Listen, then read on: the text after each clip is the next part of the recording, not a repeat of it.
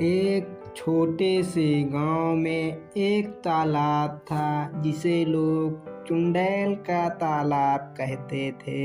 यह तालाब गांव के बाहर घने जंगलों के बीच स्थित था और गांव के बुजुर्गों का मानना था कि वह रात में अजीब अजीब आवाजें आती थी और कई बार लोगों ने सफेद साड़ी में एक औरत को पानी के ऊपर चलते देखा।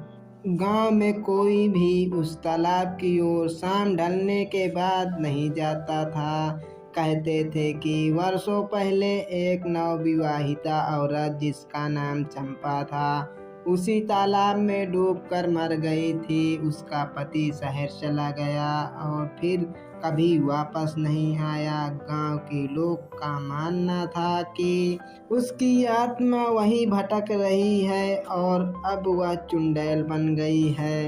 एक दिन गांव में एक नवयुवक आया और गांव में उसे बहुत शांति दिखाई दी। जब उसे तालाब की कहानी सुनाई गई तो उसने हंसते हुए कहा, ये सब अंधविश्वास है, मैं खुद देखूंगा। अर्जुन रात के समय अपने हाथ में टॉर्च लेकर तालाब की ओर चल पड़ा। वह तालाब तक पहुंचा तो चारों ओर सन्नाटा, हवा में अजीब सी ठंडक और पेड़ की पत्तियां अजीब तरह से सरसराने लगी। अचानक उसकी टॉर्च की रोशनी पानी के ऊपर किसी सफेद आकृति पर पड़ी। वह आकृति धीरे धीरे उसके पास आने लगी।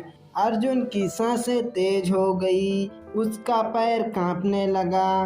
कौन हो तुम? अर्जुन ने कांपती आवाज में पूछा। उसकी आकृति ने उत्तर नहीं दिया, बस अपनी खाली आंखों से उसे देखती रही। फिर एकदम से चीखते हुए वह आकृति उसकी ओर बढ़ी। अर्जुन डर के मारे बेहोश हो गया। अगली सुबह गांव वालों ने अर्जुन को तालाब के किनारे बेहोश पड़ा पाया।